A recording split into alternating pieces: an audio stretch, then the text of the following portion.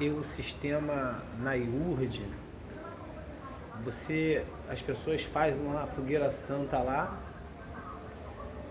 No dia após a fogueira santa, você vai estar sem nada de gostoso para comer, duro, sem dinheiro, numa ressaca, não ressaca de cachaça, mas uma ressaca, posso falar espiritual.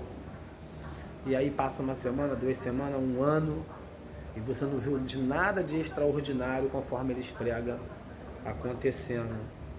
Mas na outra, você é para viver de fé em fé. Eles falam de fé em fé. Não foi agora, vai na outra, não pode desistir. Sempre vão usar uma palavra motivacional para poder reanimar você e você ficar inspirado a fazer mais e mais. E sempre você vai ser inspirado a fazer cada vez mais.